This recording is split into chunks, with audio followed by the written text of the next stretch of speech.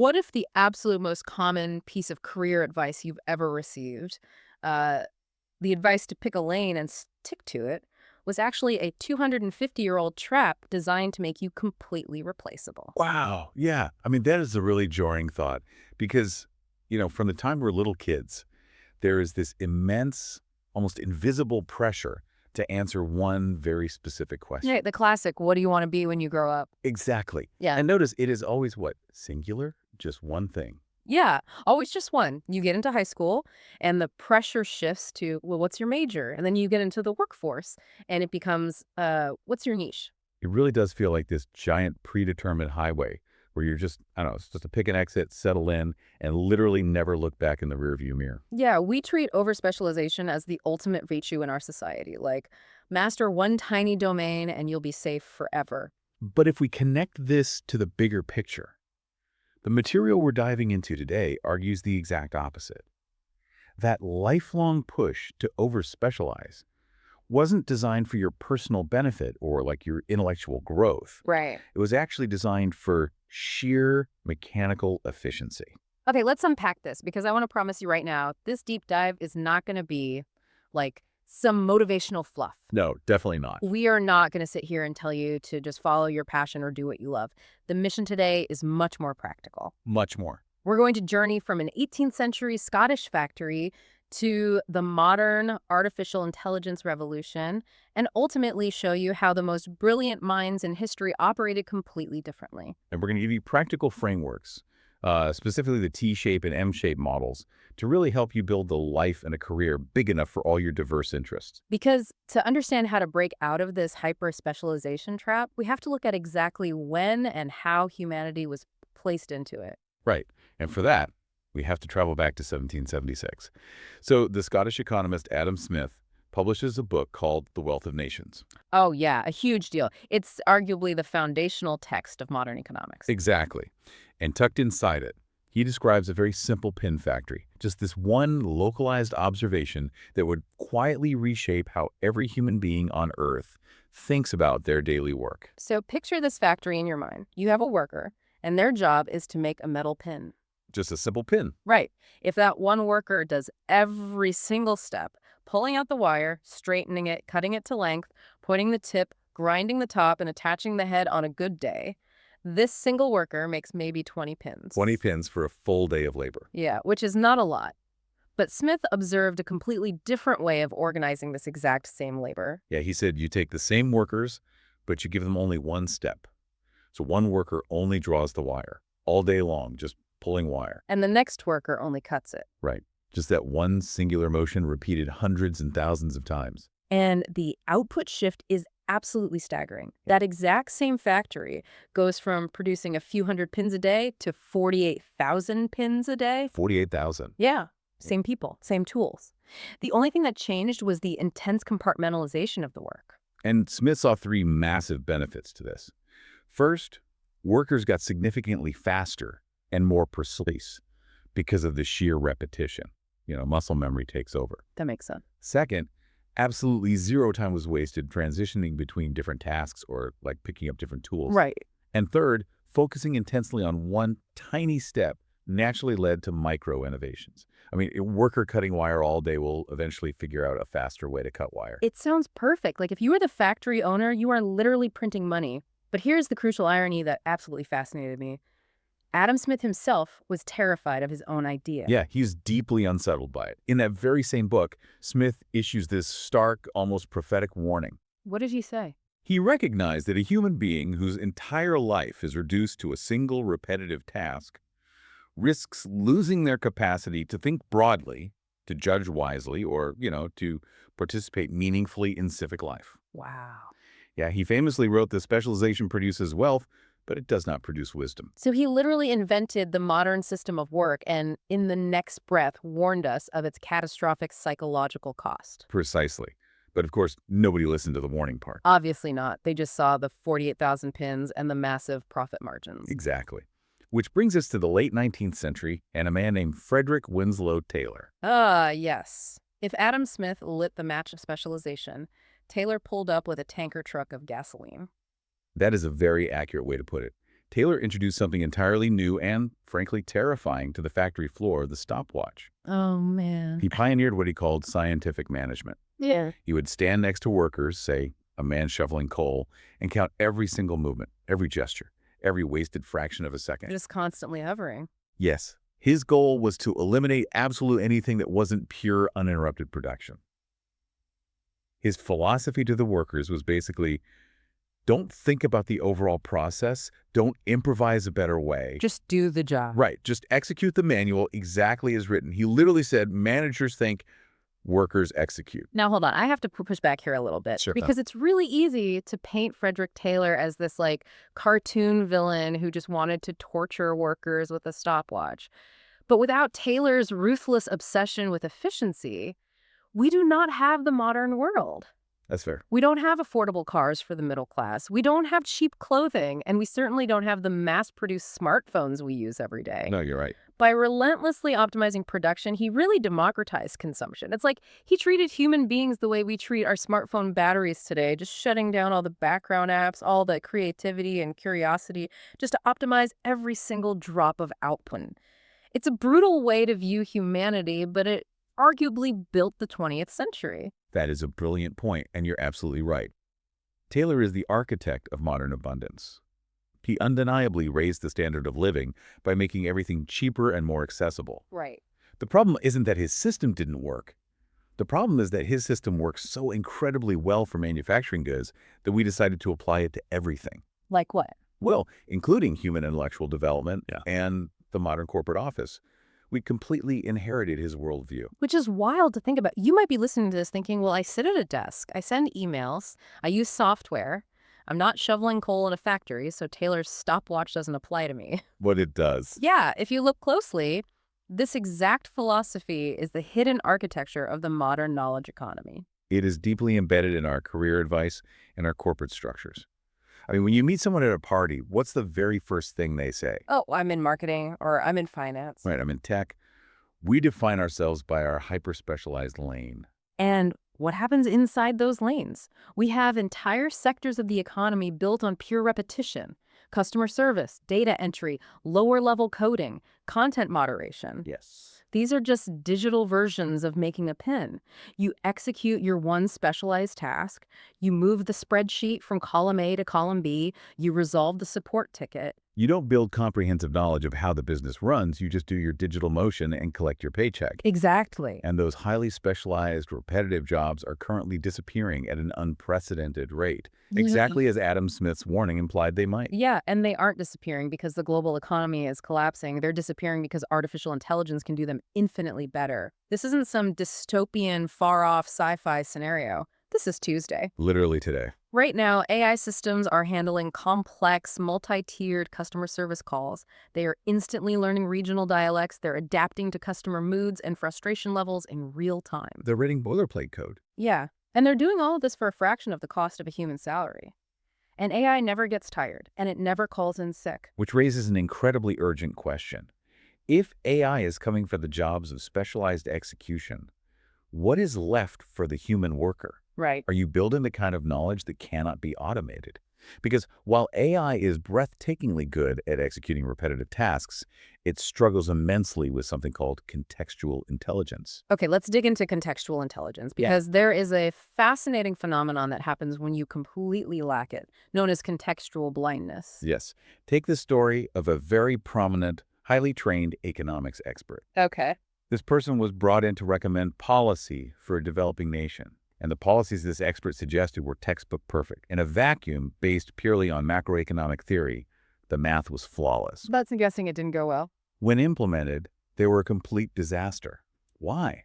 Because the expert was completely blind to the legal structures of the country, the cultural norms around labor, and the political volatility. So, technically right, but practically disastrous. Exactly. That perfectly captures the danger of the specialized silo. Because this expert was so deeply entrenched in their single lane of economics, they couldn't see the massive multi-car pileup they were causing in the lanes of law and society right next to them. Precisely. AI can generate that textbook perfect economic policy in seconds. Sure. What AI cannot replicate is the distinctly human ability to connect ideas across different, seemingly unrelated disciplines. Like seeing the bigger picture. Right, to see how a principle in evolutionary biology might solve a structural problem in architecture, or how understanding ancient history completely changes your approach to modern business strategy. So, since AI is conquering all the repetition and execution, humans have to reclaim connection and breadth. We have to become the glue between the disciplines. We do. And to see what that actually looks like in practice, we have to look backward again, past the Industrial Revolution to the golden age of polymaths. Yes, we are talking about figures who lived long before hyper-specialization took over the world. Take Ibn al-Haytham, for example. He lived in the 11th century, roughly 900 years before the development of modern optics. And what he figured out completely shattered the existing paradigm, because before him, the widely accepted belief championed by ancient Greeks was that our eyes actually emitted light to see things, Yeah, like our eyes were shooting out little invisible laser beams that bounced off which objects. sounds crazy now. It does. But Ibn al-Haytham figured out that the exact opposite is true. Light reflects off objects in the real world and then enters the human eye. And that single insight is the foundational premise for lenses, telescopes, microscopes, and cameras. Incredible, right? But the crucial detail here is that Ibn al-Haytham wasn't just a physicist. He was a mathematician, an astronomer, a philosopher, and a civil engineer. And he wasn't a rare exception either. Look at Ibn Sina, known in the West as Avicenna. This guy was a physician, a philosopher, a mathematician, a poet, and a psychologist. His medical encyclopedia was so comprehensive and brilliant that it was the standard textbook in European universities for literally centuries after he died. Makes you feel pretty unproductive about just binge watching television on a Tuesday night, doesn't it? It really does put things into perspective, but the takeaway from these polymaths isn't that they were just like scattered geniuses juggling a dozen random hobbies. Right. It's that they deeply recognized a fundamental truth about reality. Every field illuminates every other field. They simply refused to silo their knowledge into strict categories. Here's where it gets really interesting for me. If I'm picturing Ibn Sina, is it possible that he made these massive world-changing leaps in medicine specifically because he didn't have a modern university structure telling him what he could and couldn't study? That's a great point. Like there was no academic advisor standing over him with a clipboard saying, "Excuse me, you're enrolled in the medicine department. You aren't allowed to study poetry right now." That is a profound observation. Modern education systems are built on these artificial silos. Math is taught completely isolated from history. Science is separated from ethics. Business is separated from psychology. Yeah, they don't mix. We graduate with heads full of highly specialized information, but very little connective tissue between those facts. But a historian who truly understands economics sees hidden cyclical patterns in human behavior that others miss. And a doctor who profoundly understands business and logistics can build lasting healthcare institutions that serve thousands more people. Exactly. Which brings us to the million-dollar question for you listening to this right now. It is incredibly inspiring to hear about 11th century geniuses, but how do you actually build this cross-disciplinary connective tissue today? Yeah, that's the big question. If our schools and our corporate jobs are still actively pushing us into isolated silos, what are the practical daily steps to develop this skill? Well, developing the ability to link different areas of specialization isn't some innate genetic trait you're born with. It's a deliberate practice methodology. Okay, so it can be learned. Absolutely. We can actually extract a repeatable five-step system straight from how Ibn al-Haytham approached his cross-disciplinary work. Okay, let's walk through these 5 steps because this is the practical escape hatch from Taylor's stopwatch. Step 1, observe something in the real world. Don't just look at a spreadsheet or a textbook. Observe how things actually function around you. Got it. Step 2, form a hypothesis. Make an educated guess about why that thing is happening, and specifically try to connect it to a concept you already know from a different field. Step 3, test it. Try your idea out in the real world. See if it holds up under actual pressure. And step 4, draw a conclusion based on the unvarnished results of your test. And finally, step 5, move to the next question. Never stop at a single answer. Okay, now listing the scientific method is easy. Applying it to your career is hard. Yes, it is. Let's look at a practical modern example. Imagine a mid-level human resources manager. Their specialized lane is HR. They observe, which is step 1, that turnover is incredibly high in the engineering department. Now, the siloed HR response is just to offer higher salaries or better snacks in the break room. Right. But our HR manager decides to use step two and form a cross-disciplinary hypothesis. They step out of the HR lane and look at operations and IT. They hypothesize, hey, it isn't the salary causing burnout, it's the friction in the project management software they're forced to use. Exactly. So step 3, they test it. They partner with IT to implement a streamlined workflow for just one small engineering team. And step four, they draw a conclusion a month later.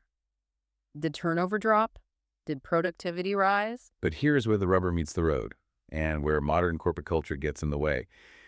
There is a crucial psychological component to this method. You have to actively embrace being wrong. Yeah. Because what if the new software didn't fix the turnover? In a modern corporate environment, being wrong is often seen as a failure, a mark against your performance review. Which is terrifying for most people. But to a polymath, a failed hypothesis is not a disaster.